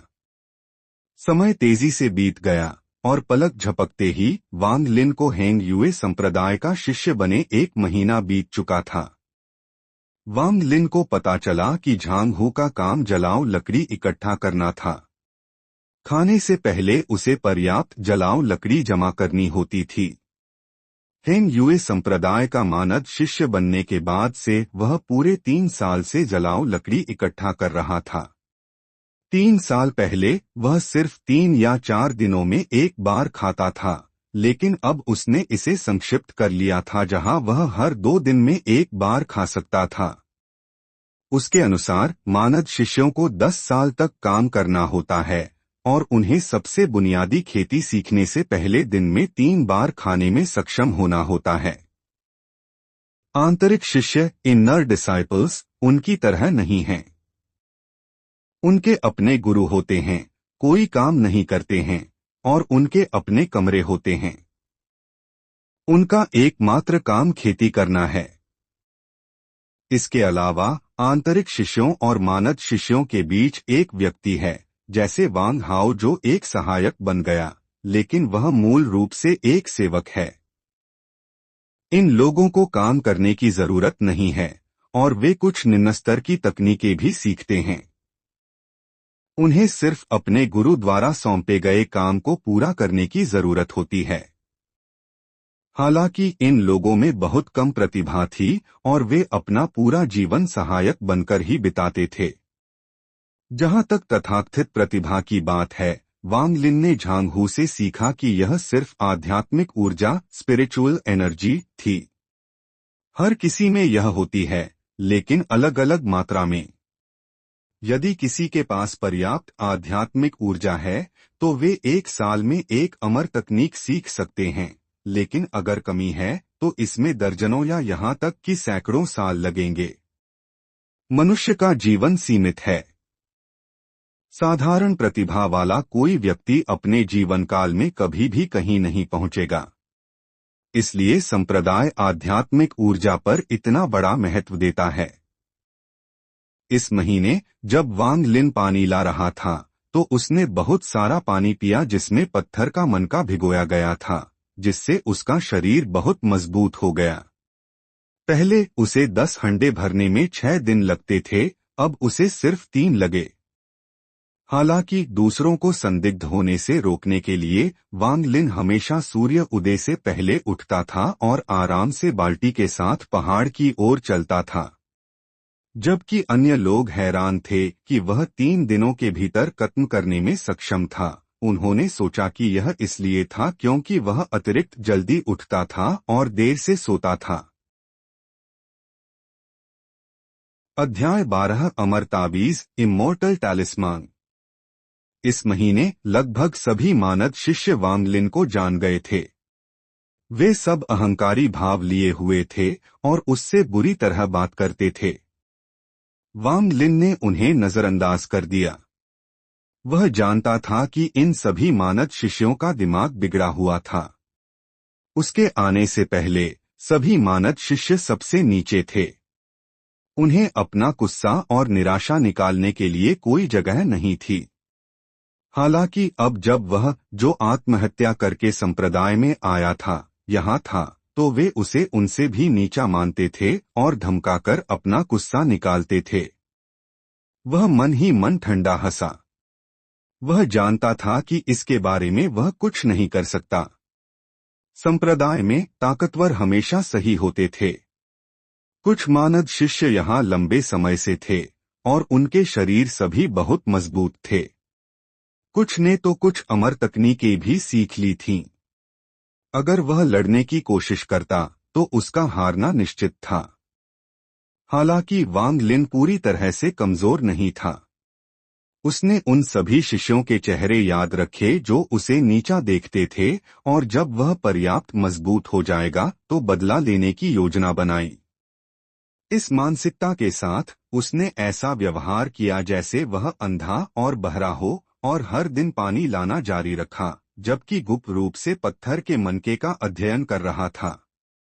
उसने मनके को विभिन्न तरल पदार्थों में भिगोकर प्रयोग किए। उसने ओस को झरने के पानी, पसीने और यहाँ तक कि खून के साथ मिलाकर मनके को डुबोने की कोशिश की। आखिरकार उसने पाया कि ओस अब तक की सबसे अच्छी थी। लेकिन ओस भी विभिन्न प्रकार की थी। जो ओस सुबह मनके पर दिखाई देती थी वह सबसे अच्छी थी। उसके बाद वह ओस जो रात में मनके पर दिखाई देती थी। अगर ओस कहीं और जमा की जाती थी तो वह उतनी असरदार नहीं थी। किसी का ध्यान आकर्षित न करने के लिए उसने जंगल में कुछ छोटे लौकी पाए और उन्हें खोखला करके कुछ ओस रखने के लिए इस्तेमाल किया। वह इन लौकी को अपने साथ नहीं रखता था। इसके बजाय वह उन्हें दूरदराज के स्थानों पर अलग अलग छिपाता था। वह उन्हें सिर्फ तब बाहर निकालता था जब वह पानी ला रहा होता था और उन्हें कभी भी संप्रदाय में वापस नहीं ले जाता था। वह काम करते समय एक लौकी अपने साथ रखता था। जब भी वह थक जाता था तो वह एक घूंट पीता था और तुरंत ताज़ा महसूस करता था। इसके अलावा वांग लिन ने एक अजीब घटना के बारे में पता लगाया। जब भी रात या भोर की ओस पत्थर के मनके पर दिखाई देती थी तो ऐसा लगता था कि मनके पर ओस की कई बूंदें हैं, लेकिन जब उन्हें इकट्ठा किया जाता था तो वह सिर्फ उस मात्रा का 10वां हिस्सा ही प्राप्त कर पाता था। बाकी गायब हो जाता था। इस अजीब घटना के लिए वांग लिन सिर्फ यही कह सकता था कि ओस मनके द्वारा अवशोषित हो जाती थी। हालांकि उसकी व्याख्या थोड़ी बेतुकी थी, वह वास्तव में कुछ और सोच नहीं सकता था। आज शाम को वांग लिन ने बचे हुए 3 हंडे भर दिए और पीले कपड़े पहने शिष्य से कहा जबकि वह ध्यान कर रहा था, भाई लियू, मैं घर जा रहा हूँ, इसलिए मैं कल नहीं आऊंगा। युवक लियू ने अपनी आंखें खोलीं और वांग लिन को देखा, फिर खिल्ली उड़ाई। वांग लिन ने परवाह नहीं की। उसने झांगहू से सीखा था कि एक मानद शिष्य साल में 3 बार रिश्तेदारों से मिलने के लिए घर लौट सकता है। उसे सिर्फ एल्डरसन से अनुमति मांगनी थी। वांग लिन को याद था कि उसके पिता का जन्मदिन आ रहा था। चाहे कुछ भी हो जाए, उसे वापस जाना ही था। अपना काम खत्म करने के बाद वह मानद शिष्यों के प्रभारी बुजुर्ग की ओर बढ़ा। हेंग यूए संप्रदाय को 6 अकादमियों में विभाजित किया गया था जो 5 उपविभाजनों में विभाजित थीं। वे धातु, लकड़ी, पानी, आग और पृथ्वी थे। प्रत्येक के अपने मानद शिष्य थे। आंतरिक शिष्य और बुजुर्ग सभी मुख्य आंगन में रहते थे। जब वह पानी लाने जाता था तो वह अक्सर उनके पास से गुजरता था। वह हमेशा ईर्ष्या से भरी आंखों से उन्हें देखता था। वहां पहुंचने के बाद उसने अच्छी तरह से चारों ओर देखा, फिर चिल्लाया, मानद शिष्य वांगलिन एल्डरसन से मिलने की अनुमति चाहता है।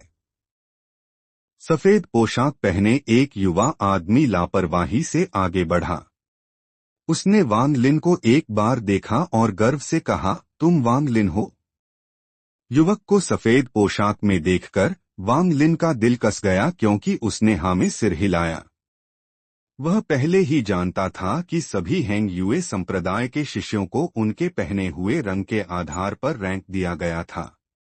मानद शिष्य स्लेटी और पीले में विभाजित थे। पीलों को अमर तकनीक की खेती शुरू करने का अधिकार दिया गया था। आंतरिक शिष्यों को उनकी ताकत के आधार पर रैंक दिया गया था। उच्च से निम्न है बैंगनी, काला, सफेद और लाल।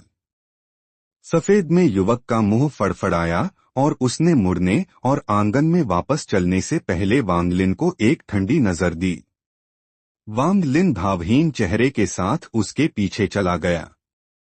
आंगन में थोड़ी देर चलने के बाद वह फूलों से घिरे एक घर पर पहुंचा। सफेद में युवक ने आलस्य से कहा, शिक्षक सन, एक मानद शिष्य आपसे मिलने आया है। अपनी बात खत्म करने के बाद वह एक तरफ खड़ा हो गया। बगीचे में एक कर्कश आवाज आई, तुम जा सकते हो मानद शिष्य, अंदर आओ। सफेद में युवक हंसा और चला गया। वांगलिन अंदर से बहुत घबराया हुआ था। उसने बगीचे का गेट खोल दिया। जिस क्षण उसने बगीचे में प्रवेश किया, उसे विभिन्न दवाइयों की सुगंध ने हिट किया। वह मुड़ा और गेट को देखा, यह सोचते हुए कि वह बाहर क्यों नहीं सूंघ सकता था। असंतुष्टि वाली आवाज बगीचे के एक कोने के कमरे से आई, जिसमें कहा गया था, तुम वहां खड़े क्या कर रहे हो? जल्दी करो और अपना नाम बताओ। वांगलिन ने जल्दी से कहा, शिष्य वांगलिन एल्डरसन से मिलने आया है। मेरे पिताजी का कल जन्मदिन है। यह शिष्य मिलने के लिए घर लौटना चाहता है। बुजुर्ग ने डांटा, तुम वांगलिन हो? तो तुम थे। हुम्फर एक व्यक्ति जो अमर बनने के लिए प्रशिक्षण ले रहा है, सांसारिक मामलों की परवाह कर रहा है। अपने जीवन काल में तुम कभी अमर नहीं बनोगे। वांगलिन झुंझलाया और कहने से खुद को रोक नहीं पाया, शिष्य ने अभी तक कोई अमर तकनीक भी नहीं सीखी है। शिष्य अमर बनने के रास्ते पर कैसे हो सकता है? बुजुर्ग थोड़ी देर के लिए रुका और अधीरता से कहा, तुम्हारे पास 3 दिन हैं, इसलिए जल्दी वापस आना। यह 1000 मील का अमर तावीज है, जिसका 2 बार उपयोग किया जा सकता है। यह तुम्हारी गति को बहुत बढ़ा देगा। फिर साधारण दिखने वाला फीके पीले रंग का एक टुकड़ा खिड़की से बाहर तैरता हुआ निकला और वांगलिन के पास जमीन पर उतर गया। वांगलिन ने अमर तावीज उठा लिया। उसने झांगहू से जाना था कि घर जाने वाले सभी शिष्यों को यह मिलता है। संप्रदाय का लक्ष्य बहुत सरल था, संप्रदाय की अमर तकनीक और खजानों को दिखाना, ताकि अधिक युवाओं को आवेदन करने के लिए आकर्षित किया जा सके। यह अमर तावीज वास्तव में बहुत खराब गुणवत्ता का था, हालांकि अच्छी बात यह थी कि इसका उपयोग करना बहुत आसान था। आपको बस इसे अपने पैर पर चिपकाना था। सामान्य लोगों के लिए यह उनकी गति को बढ़ा देता था। हालांकि कई मानद शिष्य उन्हें इकट्ठा करते थे, क्योंकि उन्होंने सुना था कि उन्हें बाहरी दुनिया में अन्य चीजों के लिए व्यापार किया जा सकता है। कई शिष्य सिर्फ तावीज इकट्ठा करने के लिए घर वापस जाने का बहाना बनाते थे। आंगन से बाहर निकलने के बाद वांगलिन अपने कमरे की ओर वापस चला गया। झांगहू को अलविदा कहने के बाद वह पहाड़ से उतरना शुरू कर दिया। इस समय आकाश में सितारे चमक रहे थे।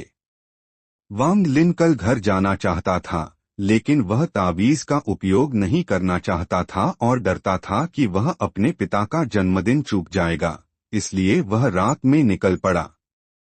वांगलिन के जाने के तुरंत बाद एल्डरसन कुछ जड़ी बूटियां इकट्ठा करने के लिए अपने कमरे से बाहर आए, लेकिन अचानक हक्के बक्के रह गए। उन्होंने गेट के प्रवेश द्वार को घूरा। वहां उगने वाली सभी नीली घास। अध्याय 13 बुजुर्ग। वह और करीब गया। ध्यान से देखने पर उसने पाया कि नीली घास के सामने के बैंगनी फूल भी मुरझा गए थे, लेकिन नीली घास जितनी बुरी तरह से नहीं। उसे स्पष्ट रूप से याद था कि दोपहर में जड़ी बूटियां अभी भी स्वस्थ और मजबूत थीं। सिर्फ एक दोपहर में वे ऐसी कैसे हो सकती थीं? उसने नीली घास उठाई और उसका निरीक्षण किया। नीली घास के रूप से ऐसा लगा जैसे उसने अपनी सारी नमी खो दी थी, जिससे वह मुरझा गई थी। उसने जमीन को छुआ, लेकिन जमीन जड़ी बूटियों को उगाने के लिए सही नमी पर थी। वह बहुत भ्रमित था। थोड़ी देर बाद उसने अचानक सोचा, आज दोपहर सिर्फ एक व्यक्ति मुझसे मिलने आया था। हालांकि वह सिर्फ एक मानद शिष्य है, वह जड़ी बूटियों को मुरझाने का कारण कैसे बन सकता है? इसके बारे में सोचते हुए उसने इस मामले की जांच करने का फैसला किया। एक शब्द भी कहे बिना उसने अपनी आस्तीन फड़काई और उसका शरीर उड़ने लगा। थोड़ी देर बाद वह उस जगह पर पहुंचा जहां मानद शिष्यों को उनका काम सौंपा जाता था। एल्डरसन ने गहरी आवाज में चिल्लाया, यहाँ कौन सा शिष्य प्रभारी है? आवाज गड़गड़ाहट जैसी थी। प्रभारी पीले कपड़े वाला शिष्य जल्दी से आया और जमीन पर घुटने टेक दिया, बिना रुके दंडवत प्रणाम करने लगा। एल्डरसन ने अधीरता से कहा, क्या तुम्हारे पास वांग लिन का पंजीकरण है? शिष्य लियू का दिल एक धड़कन चूक गया। उसने कभी नहीं सोचा होगा कि इतना उच्च पदस्थ बुजुर्ग कभी भी उस कचरे वांग लिन के बारे में पूछेगा। उसने उन समयों को सोचा जब उसने वांग लिन को धमकाया था और उसका चेहरा पीला पड़ गया। इस शिष्य के पास भाई वांग लिन का पंजीकरण है। भाई वांग को सीखना पसंद है और वह हमेशा अपने काम के प्रति गंभीर रहते हैं। यह शिष्य हमेशा उन्हें एक आदर्श के रूप में देखता रहा है। एल्डरसन को हंसी आएगी या रोना, यह पता नहीं चला, लेकिन उनके दिल में वह जानते थे कि यह अच्छा था। कोई जितना ज्यादा उनसे बात करते समय घबराता था, उसका मतलब था कि वे उनका उतना ही ज्यादा सम्मान करते थे। बुजुर्ग का शीर्षक वास्तव में हैंग यूए संप्रदाय में एक वास्तव में बेकार शीर्षक था। लगभग सभी दूसरी पीढ़ी के शिष्यों को मानद शिष्य बुजुर्ग कहते थे, लेकिन सभी आंतरिक शिष्य उन्हें अंकल मास्टर कहते थे। हालांकि मानद शिष्यों की नजरों में उनका सम्मान किया जाता था, लेकिन दूसरी पीढ़ी में उनके पास ताकत नहीं थी। यहाँ तक कि तीसरी पीढ़ी भी उनका ज्यादा सम्मान नहीं करती थी। नहीं तो उन्हें घर जाने की इच्छा रखने वाले मानद शिष्यों के अनुरोधों को प्रबंधित करने का व्यर्थ काम नहीं सौंपा जाता। एल्डरसन ने पूछा, वांग लिन किस आंगन में रहता है? उत्तरी पृथ्वी प्रभाग के आंगन में। उन्हें खत्म करने का इंतजार किए बिना एल्डरसन इंद्रधनुष पर उड़ गए और उत्तर की ओर चले गए और पलक झपकते ही गायब हो गए। शिष्य लियू और भी ज्यादा घबरा गया। उसकी आंतें लगभग हरी हो गईं। उसने कसम खाई कि जब वह वांग लिन को फिर से देखेगा तो उसे उसका मजाक नहीं उड़ाना चाहिए, बल्कि इसके बजाय उसकी तारीफ करनी चाहिए और उसे अपने दादा की तरह मानना चाहिए। आखिरकार वह कुछ ऐसा था जिसके बारे में एक बुजुर्ग ने व्यक्तिगत रूप से पूछा था। एल्डरसन पृथ्वी प्रभाग के आंगन में पहुंचे और उन्हें वांग लिन नहीं मिला। वह वांग लिन का कमरा नंबर खोजने के लिए रजिस्ट्री में गए, फिर वांग लिन के कमरे पर पहुंचे। झांग हू अभी भी सो रहा था। वह जोर से खर्राटे ले रहा था और उसे यह भी एहसास नहीं हुआ कि एल्डरसन वहां थे। एल्डरसन ने सावधानी से कमरे की जांच की। उन्होंने भौहें चढ़ाई और बड़बड़ाए, वह बहुत तेजी से चला गया। मैं उसके वापस आने पर उसकी जांच करूंगा। वांग लिन अपने पैर पर तावीज लगाकर पहाड़ में चल रहा था। तावीज वास्तव में अद्भुत था। इसे अपने पैर पर लगाने के बाद उसने अपने शरीर में गर्मी की एक धारा महसूस की। उसके पैरों पर चमकीली सफेद रोशनी जमा थी, जिससे वह एक अमर जैसा दिख रहा था। जब पहाड़ के सभी जीवों ने सफेद रोशनी देखी तो वे सभी दूर रहे। किसी ने भी पास आने की हिम्मत नहीं की। पहाड़ की ताजी हवा वांग लिन के चेहरे पर लगी। वह अच्छे मूड में था क्योंकि वह अपनी याद से मार्ग का अनुसरण करते हुए तेजी से घर जा रहा था। एक रात बीत गई थी और यह अगले दिन की भोर थी। उसने लौकी से एक घूंट पानी लिया और फिर से ऊर्जा से भर गया। उसने देखा कि वह पहले ही पहाड़ से बाहर निकल चुका था। एक बार जब वह गांव पहुंच जाएगा तो उसे बस छोटी सड़क का अनुसरण करके घर वापस जाना होगा। बिना रुके वह तेजी से आगे बढ़ा। जब सूरज तेज था और भीड़ हलचल कर रही थी, तब वह एक कस्बे में प्रवेश किया। वांग लिन थोड़ी देर चारों ओर गया, अपने माता पिता के लिए उपहार खरीदे, फिर जल्दी से चला गया। जब देर हो गई तो वांग लिन आखिरकार गांव पहुंचा। उसने दूर से अपने घर के सामने जीवन शब्द के साथ एक लाल झंडा देखा। बाहर कई गाड़ियां थीं। वहां एक हलचल भरी भीड़ थी। वांग लिन हक्का बक्का रह गया क्योंकि वह अपने घर के सामने पहुंचा। उसका आगमन बहुत जोरदार था। उसके रिश्तेदार, जो उसके पिता के जन्मदिन के लिए यहाँ थे, ने सिर्फ सफेद रोशनी की एक झलक देखी जब वांग लिन प्रकट हुआ। सभी के चेहरे पर ईर्ष्या का भाव था क्योंकि उन्होंने अपनी प्रशंसा शुरू कर दी थी। दूसरे भाई वांग लिन वापस आ गया। जरा देखो तो यह बच्चा कितना सुंदर है। वह बिल्कुल एक अमर जैसा दिखता है। क्या ऐसा नहीं है? यहाँ तक कि अमर लोगों ने भी गड़बड़ी कर दी और आखिरकार अपने फैसले पर पछतावा किया और वांग लिन को अपना शिष्य बना लिया। भविष्य में हमारा वांग परिवार इन 3 बच्चों पर निर्भर करेगा। यह मेरी पुरानी आंखें थीं कि मैं इस बच्चे के अच्छे गुणों को नहीं देख पाया, लेकिन अब उसे देखकर उसका कौन सा हिस्सा वांग झो और वांग हाओ से तुलना नहीं कर सकता। स्पष्ट रूप से पुरुषों के बीच एक ड्रैगन। अच्छा अच्छा अच्छा। वांग परिवार के तीसरे सबसे बड़े चाचा ने उत्साह से कहा, जैसे वह वे सभी दुष्ट बातें भूल गए थे जो उन्होंने पहले कही थीं। यह बच्चा वांग लिन बचपन से ही होशियार रहा है।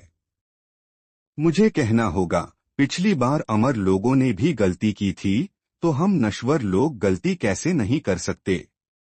वांग लिन, मुझे उम्मीद है कि तुम अपने 5वें चाचा से नफरत नहीं करोगे। तुम्हारे 5वें चाचा तुमसे माफी मांगते हैं। सभी रिश्तेदारों ने अपने भाव बदल दिए और दयालु और मुस्कुराते हुए चेहरे दिखाए। वांग लिन ने मन ही मन ठंडा सांस ली। उसी क्षण उसके पिता दिखाई दिए और आश्चर्यचकित हुए क्योंकि उन्होंने वांग लिन की बाह खींची। ताई झू, तुम वापस क्यों आ गए? क्या मैंने तुम्हें हेंग यूए संप्रदाय में रहने के लिए नहीं कहा था? घर की चिंता हमेशा मत किया करो। वांग लिन ने अपने पिता को देखा और देखा कि उनके पिता की झुर्रियां बहुत कम हो गई थीं।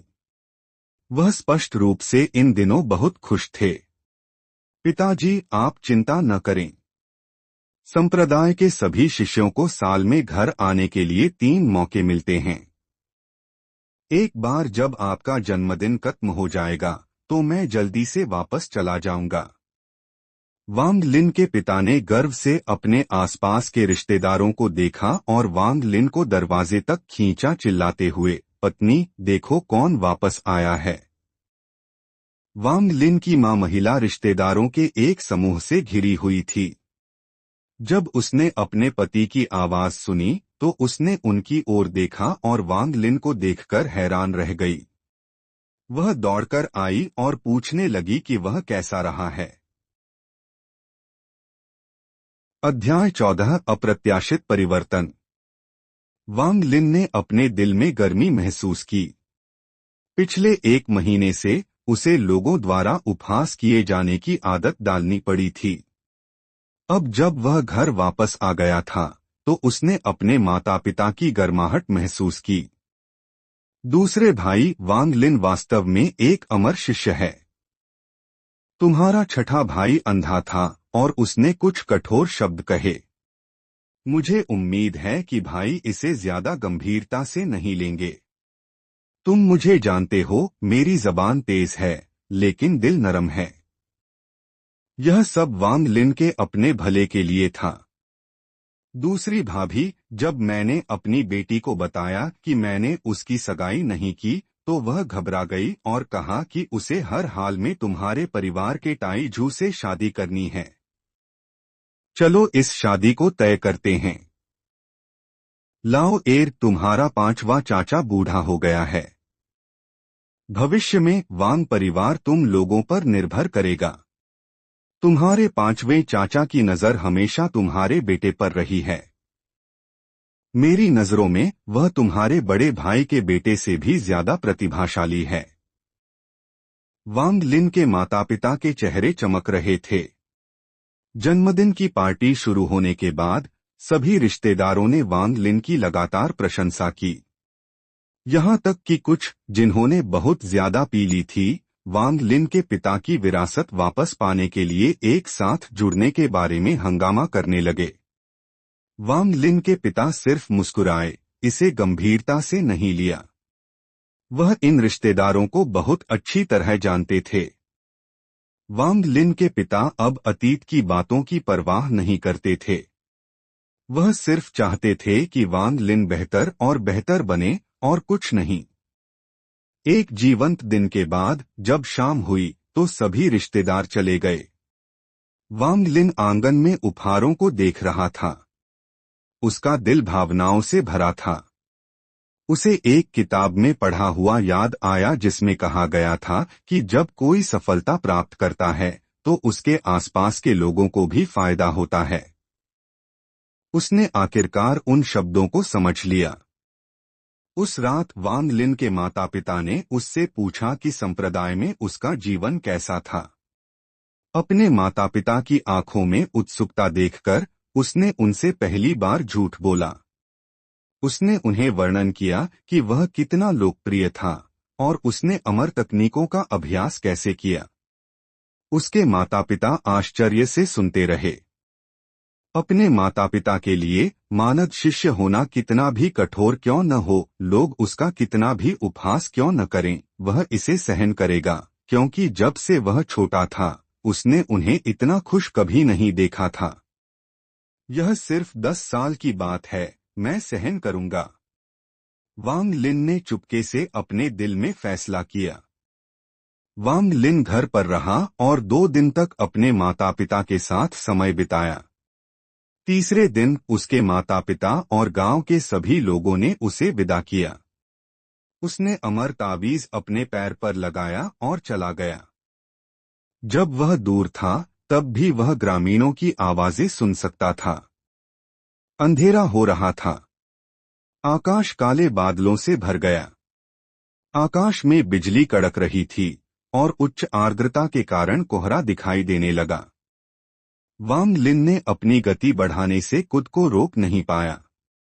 वह आधी रात को हेंग युए संप्रदाय पहुंचा, फिर अपने बिस्तर पर लेटने चला गया। झांग हू अभी भी खर्राटे ले रहा था। वांग लिन करवटें बदल रहा था लेकिन सो नहीं सका। आधी रात में बाहर बिजली कड़की और बिजली की चमक ने कमरे को रोशन कर दिया।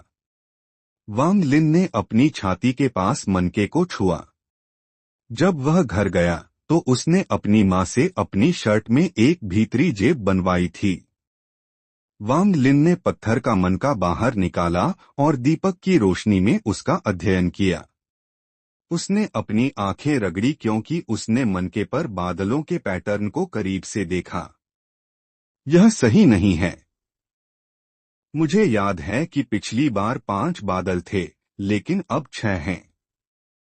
वांग लिन हैरान था। वह बैठ गया और गिना। वास्तव में 6 बादल थे। वह बहुत आश्चर्यचकित था और कोई कारण नहीं सोच सका। इसने पत्थर के मनके के प्रति उसकी उत्सुकता बढ़ा दी। उसने इसे वापस अपनी जेब में रखा, दीपक बुझाया और सोने चला गया।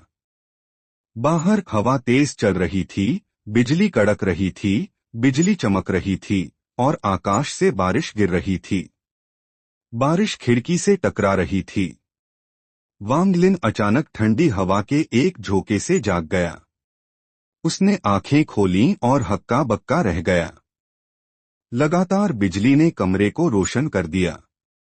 कमरा घने कोहरे से भरा हुआ था।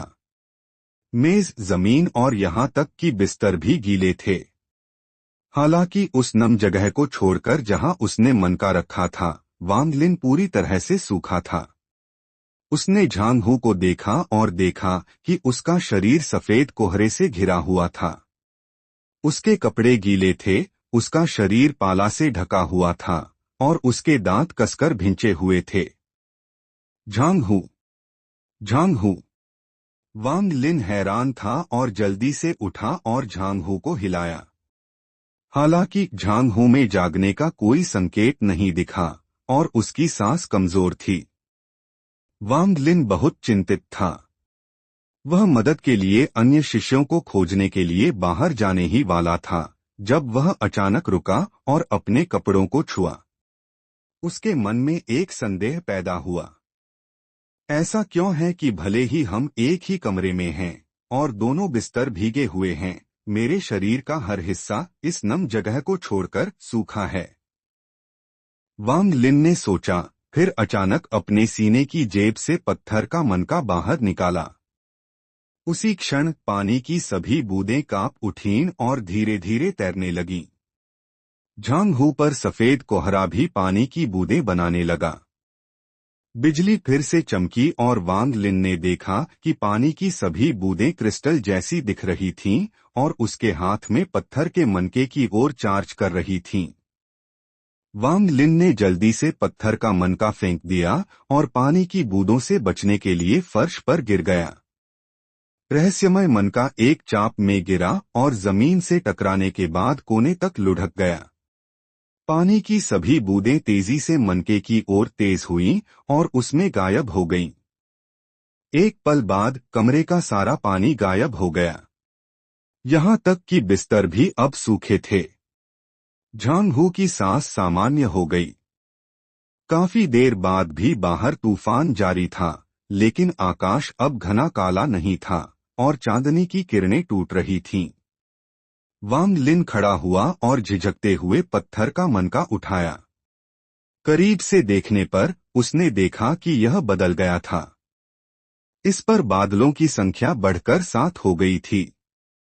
सामने के दृश्य ने मनके के लिए उसकी उत्सुकता बढ़ा दी थी, लेकिन उसमें थोड़ा डर भी पैदा कर दिया था। अगर वह समय पर नहीं उठा होता तो झांग हू जमकर मर गया होता। जहां तक कि वह खुद क्यों प्रभावित नहीं हुआ, वांग लिन सिर्फ यह अनुमान लगा सकता था कि ऐसा इसलिए था क्योंकि उसने बहुत सारा पानी पिया था जिसमें मनके से ओस मिलाया गया था।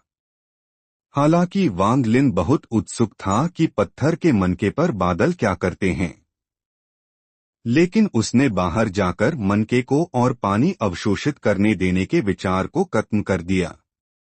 उसे डर था कि दृश्य सबका ध्यान आकर्षित करेगा। थोड़ी देर झिझकने के बाद उसने सावधानी से मनके को वापस अपनी जेब में रखा। कुछ ही देर बाद भोर हो गई और जब वांग लिन अपना काम करने के लिए निकलने ही वाला था, तब झांग हू बिस्तर से कूदकर चिल्लाया, पानी, पानी, प्यास मुझे मार रही है। अध्याय 15 संदेह। झांग हू घबराया हुआ मेज की ओर भागा। उसने काफी देर तक बर्तन से पानी निकालने की कोशिश की, लेकिन एक बूंद भी बाहर नहीं आई। उसने अपनी आंखें रगड़ी और देखा कि बिस्तर सिकुड़कर एक गेंद बन गया है। फिर उसने वांग लिन को घूरकर कहा, वांग लिन, तुम कब वापस आए? यह क्या भूत ने किया है? वांग लिन मुस्कुराया, फिर उसने दरवाजा खोला और कहा, मुझे नहीं पता। जब मैं वापस आया तो यह पहले से ही ऐसा था।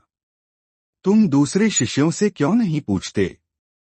हालांकि अगर यह बात बुजुर्गों तक पहुंचती है तो तुम्हें यह सब समझाने की परेशानी से गुजरना पड़ेगा और संभवतः वे तुमसे पूछताछ भी करेंगे। झांग हू ने सिर हिलाया और कहा, रहने दो, मैं नहीं पूछूंगा। अगर बुजुर्गों ने मुझसे पूछताछ की तो सजा से बचना मुश्किल होगा।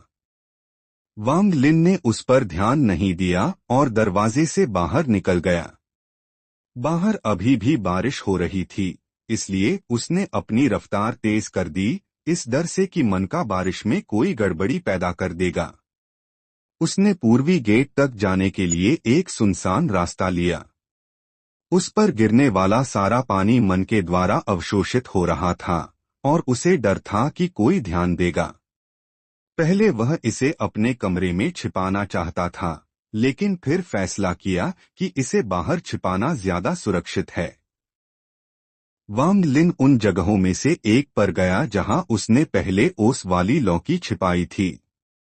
यह बहुत जल्दी सुबह थी और ज्यादा लोग अभी तक जागे नहीं थे। उसने सुनिश्चित किया कि कोई भी उसका पीछा नहीं कर रहा है, इससे पहले कि उसने पत्थर के मनके को वहां दफन कर दिया। उसके बाद उसने राहत की सांस ली। उसने बारिश रुकने का इंतजार करने का इरादा किया, फिर अपने खजाने को वापस लेने के लिए वापस आएगा। वांग लिन बहुत सावधानी से चला गया, यह सुनिश्चित करते हुए कि कोई और आसपास नहीं है, और काम की जगह की ओर बढ़ गया। जब वह वहां पहुंचा तो वह अभी एक बाल्टी उठाने ही वाला था कि नेवले जैसा पीला कपड़े वाला शिष्य बाहर आया। शिष्य लियू वांग लिन को देखकर थोड़ा चौंक गया, लेकिन जल्दी से अपनी अभिव्यक्ति को उत्साह से भरे हुए में बदल दिया क्योंकि वह वांग लिन के हाथ से बाल्टी झपटने के लिए आगे बढ़ा। उसने कहा, अगर यह भाई वांग नहीं है, तुम्हारी घर की यात्रा कैसी रही? क्या तुम्हारे माता पिता ठीक हैं? तुम्हारे सीनियर को तुम्हारे जाने के इन दिनों में तुम्हारी याद आई है? वांग लिन हक्का बक्का रह गया, वह उस चेहरे से बहुत परिचित था। यह बिल्कुल वही चेहरा था जो पार्टी में उसके रिश्तेदारों का था, लेकिन वांग लिन को यकीन नहीं था कि शिष्य लियू क्या करने की कोशिश कर रहा था। भाई लियू, मेरे माता पिता ठीक हैं। आपको चिंता करने की जरूरत नहीं है। वांग लिन ने सावधानी से जवाब दिया, क्योंकि उसे यकीन नहीं था कि लियू क्या कर रहा था। शिष्य लियू ने जोश से कहा, जैसे ही उसने अपनी छाती फुलाई, भाई, अब से तुम्हें इतनी जल्दी उठने की जरूरत नहीं है। तुम्हारा बड़ा भाई तुमसे मजाक कर रहा था, तुम्हें हर दिन 10 हंडे भरने के लिए कह रहा था, लेकिन तुम गए और गंभीरता से मुझ पर विश्वास किया। अब से तुम्हें सिर्फ 1 हंडा भरना है। भले ही तुम समय पर खत्म न कर पाओ, तुम भोजन परोसे जाने पर खाने जा सकते हो। अगर कोई तुम्हें कोई परेशानी देता है तो बस अपने बड़े भाई को बताना। वांग लिन का चेहरा बदल गया। उसने झिझकते हुए पूछा, बड़े भाई, क्या कोई मामला है जिस पर आप चाहते हैं कि मैं ध्यान दूं? शिष्य लियू का चेहरा असंतुष्टि से भरा था और उसने नाराज होने का नाटक किया। छोटे भाई, तुम अपने बड़े भाई के साथ इतना ठंडा कैसे हो सकते हो? तुम मेरे छोटे भाई हो, स्वाभाविक रूप से मुझे तुम्हारी परवाह करनी चाहिए। भविष्य में तुम्हारे मुद्दे मेरे मुद्दे हैं। जहां तक इन कामों की बात है, बस कुछ काम करो यह कहने के लिए कि तुमने काम किया। आखिर में तुम अच्छा करते हो या बुरा, यह सिर्फ मेरी राय है। चूंकि आज बारिश हो रही है, तुम्हें काम करने की जरूरत नहीं है। यह सही है, एल्डरसन तुम्हें कुछ दिन पहले ढूंढने आए थे। अब जब तुम वापस आ गए हो तो सबसे अच्छा है कि उनसे जाकर मिलो। उसने बोलना खत्म किया और वांग लिन की प्रतिक्रिया को ध्यान से देखा। वांग लिन मन ही मन बड़बड़ाया और जोर से हंसने से खुद को रोक लिया। अपने दिल में उसने शिष्य लियू को सुनने के बाद आधी से ज्यादा कहानी का अनुमान लगा लिया था। जब वह चला गया तो एल्डरसन जरूर उसे ढूंढने आए होंगे और शिष्य लियू को डर होगा कि उनके बीच कोई दुश्मनी तो नहीं है, इसलिए वह आज इतना दोस्ताना है। उसने गलतफहमी को बताने की परवाह नहीं की और नकल की जो शिष्य लियू ने उनसे पहली बार मिलने पर किया था और खिल्ली उड़ाई। जब शिष्य लियू ने वांग लिन की अभिव्यक्ति देखी तो उसका दिल धड़क गया। इसने उसके अपने संदेह की पुष्टि कर दी, यह कचरा वास्तव में सपना जी रहा था, एक बुजुर्ग का ध्यान पाने में सक्षम होना।